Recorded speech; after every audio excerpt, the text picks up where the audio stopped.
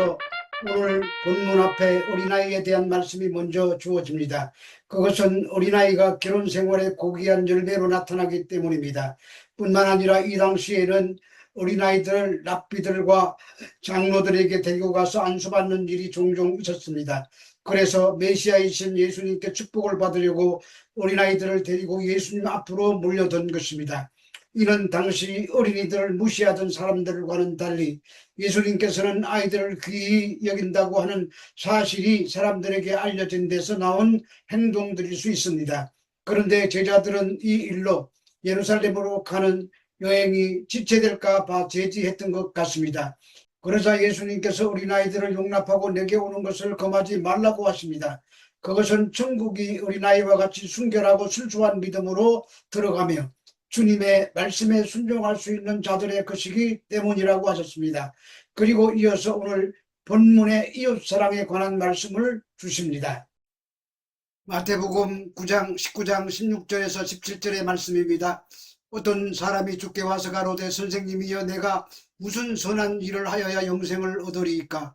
예수께서 가라사대 어찌하여 선한 일을 내게 묻느냐? 선한 일은 오직 한 분 있으니라. 내가 생명에 들어가면 계명을 지키라. 원어 성경에는 보라라는 감탄사가 있는데 여기서는 빠져 있습니다. 그러므로 정확히 번역하면 지금 아주 중요한 말씀을 하겠다는 선포 있습니다.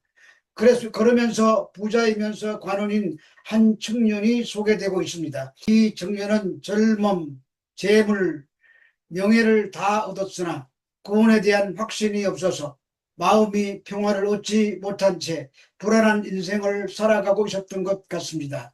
이 청년이 나와 예수님을 선생, 즉 디다스칼레로 부릅니다.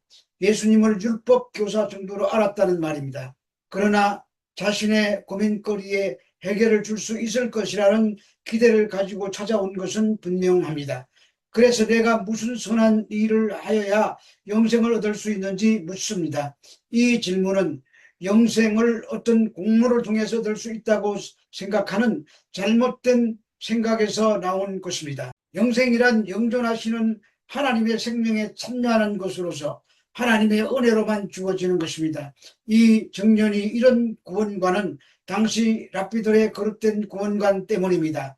랍비들의 가르침에는 끊임없는 기도와 율법과 시편의 암송 또는 노인들에 대한 공경 등을 통해서 영생을 얻는다고 가르쳤습니다. 그러나 영생은 어린아이처럼 선하신 하나님을 의심 없이 받아들이고 순종하는 마음을 지니는 데서 주어집니다. 그래서 예수님께서 어찌하여 선한 일을 내게 묻느냐고 하시면서 선한 일은 오직 하나님 한 분이라고 하십니다. 이 말씀은 자신이 선하지 않다는 데 초점이 있는 것이 아니라 그 청년의 잘못된 신앙관을 바로 잡아주는 말씀입니다. 로마서 3장 10절에서는 의인은 없나니 하나도 없다고 했습니다. 그러므로 예수님께서 계명을 지키라고 하신 말씀은 계명을 지켜야 천국에 간다는 말씀이 아닌 것입니다. 내가 무슨 선한 일을 하여야 영생을 얻을 수 있느냐는 질문에 대한 대답일 뿐입니다. 따라서 최종적인 답은 생명에 들어가려면 계명들을 지키라는 것입니다. 마태복음 19장 18절에서 20절의 말씀입니다. 가로되 어느 계명이오니이까? 예수께서 가라사대 살인하지 말라, 간음하지 말라, 도둑질하지 말라, 거짓 증거하지 말라, 내 부모를 공경하라, 내 이웃을 내 몸과 같이 사랑하라 하신 것이라. 그 청년이 가로되 이 모든 것을 내가 지켰사오니 아직도 무엇이 부족하니이까? 어느 계명입니까? 무슨 계명이든지 다 지키겠다는 의지에 불타는 말투입니다. 마가복음 10장 20절에 의하면 어리서부터라고 합니다. 따라서 율법을 다 지켰다고 하는 청년의 대답을 통해서 두 가지 사실을 알 수 있습니다. 첫째로 세상에 연락에 빠질 만한 여러 조건을 다 갖추고 있으면서도 그는 어려서부터 그러한 것들에 빠지지 않고 건전하고도 경건한 삶을 살았다는 것입니다. 그것은 영생에 대한 열정에서 실토한 순수한 자기 주장이 맞습니다. 그럼에도 불구하고 이 청년이 예수님에게 찾아와 영생에 이르는 길을 물은 것은 율법을 다 지켰음에도 그 내면에 어떤 공허함을 느끼고 있었다는 말입니다. 둘째로 이 청년이 율법과 계명들에 대한 이해가 부족했다는 것입니다. 그는 당시 유대 바리새인들의 율법관과 동일했습니다. 그래서 율법의 자구 하나하나에 얽매임으로써 아무런 의심 없이 하나님 앞에서까지 자기의 의를 주장했던 것입니다. 그러자 예수님은 10계명 중에 이웃사랑에 해당되는 계명들을 나열하십니다.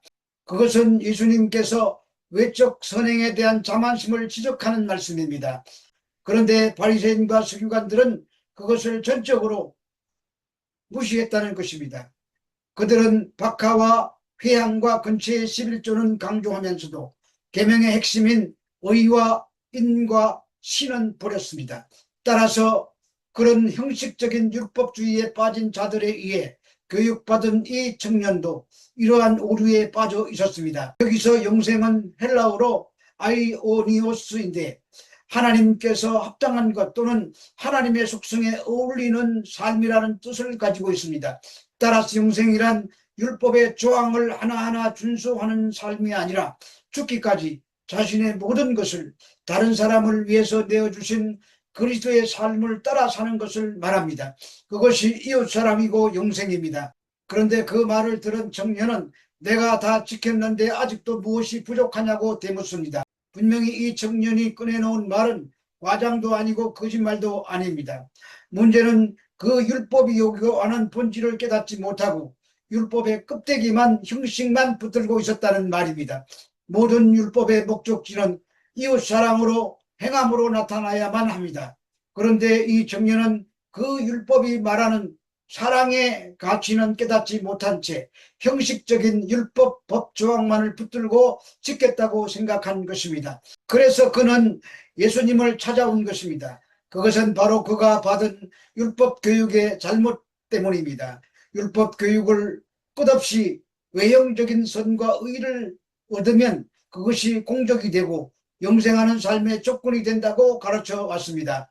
그러나 그는 계명을 지키고 많은 재물을 가지고 있었으나 구원에 대한 확신은 없었고 영혼의 불안과 공허함을 느끼고 있었던 것입니다. 그래서 예수님을 찾아와 무슨 일을 통하여 영생에 이를 수 있느냐고 질문한 것입니다. 여기에 오늘 본문의 핵심이 담겨 있습니다. 어느 시대이건 간에 부자가 있었고 가난한 자가 있었습니다. 특별히 당시 유대 사회의 사회상을 잘 그려낸 요세푸스의 글들을 읽어보면 부자를 선한 사람이라고 불렀습니다. 그것은 그들이 하나님께로부터 복을 받은 선한 자들이기 때문에 부자가 된 것이라는 말입니다. 그것의 기초는 물질 세계관입니다. 그래서 성경에서 바리새인들은 돈을 좋아하는 자라고 말하고 있는 것입니다. 그들은 율법 하면서도 돈을 좋아하게 된 것은 그런 사회적 인식 때문이었습니다. 반대로 가난한 자들은 이런 논리를 따르면 하나님으로부터 저주를 받은 자들이며 그래서 가난하게 되었다는 것입니다. 본문에 나오는 청년은 젊은데 부자라고 했습니다. 젊은데 부자라는 말은 태어날 때부터 금수저로 태어났다는 말입니다. 그의 조상 때부터 악한 행위를 해왔다는 말입니다. 그러나 그렇게 율법을 지켰다면 그 청년도 왜 내 마음이 불안한지 그것을 묻고 있는 것입니다. 마태복음 19장 21절에서 22절의 말씀입니다. 예수께서 가라사대 내가 운전하고자 할진대 가서 내 소유를 팔아 가난한 자들을 주라. 그리하면 하늘에서 보화가 내게 있으리라. 그리고 와서 나를 쫓으라 하시니 그 청년이 재물이 많으므로 그 말씀을 듣고 근심하며 가니라. 아직도 무엇이 부족하냐고 묻는 청년의 질문에 내가 운전하고자 할진대 라고 하십니다. 여기서 운전하다라는 뜻은 헬라어 텔레이오스로 이는 도덕적으로 완전하다거나 무지한 것을 의미하는 것이 아니라 인생의 궁극적인 목표인 신적인 완전함에 도달하는 것을 말합니다. 또한 인간의 의지에 따라 완전해지는 것이 아니라 처절하게 자신의 무능과 부족을 통감하고 온전케 하시는 이신 하나님께 자신을 의탁할 때에 나타나는 온전함입니다. 이것은 절대적인 자기 부인과 철저한 순종 및 완전히 하나님을 의지하는 것을 말합니다. 그래서 가서 내 소유를 팔아 가난한 자들을 주라고 하신 것입니다. 예수님께서는 사람이 재물과 하나님을 동시에 온전히 섬길 수 없음을 잘 알고 계셨습니다. 더구나 사람은 본질적으로 탐욕스러운 존재이기 때문에 재물이 많을수록 하나님보다 재물을 더 의지하게 되어 하나님과는 멀어지게 되어 있습니다. 그러므로 예수님께서는 땅의 것에 욕심이 많으면 하늘에 대한 관심이 줄어지게 됨을 아시고 그 부유한 청년이 그의 재물을 다 나누어 줌으로써 진정한 영생에 대한 삶을 누릴 수 있는 방법을 제시한 것입니다. 그러나 이 청년은 자기의 소유를 가난한 자들에게 다 나누어 주는 적극적이고 전적인 자기 포기를 하지 못했습니다. 그래서 그가 지금까지 소극적이고 수동적으로 행한 수백 가지의 율법 준수는 모두 무가치한 것이 되고 말았습니다. 한편 소유를 다 팔아 가난한 자들에게 나누어 주라는 명령은 참으로 지키기 어려운 명령입니다. 새하늘과 새 땅이 다가옴을 깨닫지 못하고 그곳에서 참 부활을 소망하지 못하는 한 모든 인간들은 소유물들을 더욱더 굳게 움켜잡을 수밖에 없는 존재입니다. 그러나 예수님의 말씀의 요지는 소유를 팔아 가난한 자들에게 나누어 주라는 데 강조점이 있는 것이 아니라 와서 나를 쫓으라는 데 있습니다. 가서 팔아 나누어 주라는 말은 천국과 영생의 실제이신 예수님을 쫓는 제일 전제 조건이고 온전함을 얻기 위해서 꼭 해야만 하는 일이 이와 같이 예수님의 절대적인 계명에 따라 가서 팔아 나누어 줄 때 동시적으로 그에게 내적 변화가 수반됩니다. 그것이 지금까지 율법을 순종하면서도 하나님 사랑, 이웃 사랑을 온 몸과 뜻과 정성으로 하지 않았음에 대해서 겸손히 회개하는 것이 되는 것입니다.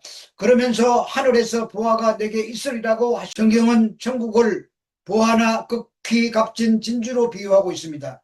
이는 결국 하늘에서 보화란 영생의 삶을 의미합니다. 실로 자기의 보물이 있는 그곳에 자기 소망과 미래가 있는 것입니다. 그것이 주님을 쫓는 것입니다. 하나님의 뜻, 계명에 절대적으로 순종하는 것은 바로 참 생명의 주인이시요 인간을 온전케 하시는 예수님을 따르는 것입니다. 결국 그에게 있어서 구원이 이루어지는 것은 바로 율법의 형식적인 행함에서 떠나 예수 그리스도를 믿고 순종하는 것입니다. 그것이 자아의 전적인 포기와 복음에 참여하는 것입니다. 예수님께서는 수시로 아무든지 나를 따라오려거든 자기를 부인하고 자기 십자가를 지고 나를 따르라고 하셨습니다. 이 말씀처럼 구원의 기쁨을 얻고 예수님의 사람이 되려는 자는 자기의 것을 내어 버림으로써 자기 자신을 부인하고 그리스도를 따라야 하는 것입니다. 세속적인 기대와 인연에서 해방되어 예수님께 자신의 전부를 맡기고 그분과 더불어 죽고 사는 일체적 삶을 각오해야 하는 것입니다. 이는 제자가 될 수 있는 힘든 장벽이자 조건이 되는 것입니다. 성도 여러분, 영생은 멀리 떨어져 있어 잡을 수 없는 봄날의 아지랑이와 같은 것이 아니라 현재 나와 우리의 삶 속에 살아있는 실제적인 사건입니다. 주일 성수를 형식적으로 하고 있지는 않습니까? 설교를 듣고 예배당 문을 나서면 곧바로 세속적인 삶으로 빠져들어가지는 않으십니까? 주님이 하시는 말씀에 순종하려고 피 흘리기까지 싸우셨습니까? 삶의 주인이신 예수님을 붙잡고 온 육신이 살아있는 지금도 영생을 누리는 여러분들이 되시기를 우리 주 예수 그리스도 이름으로 축원합니다.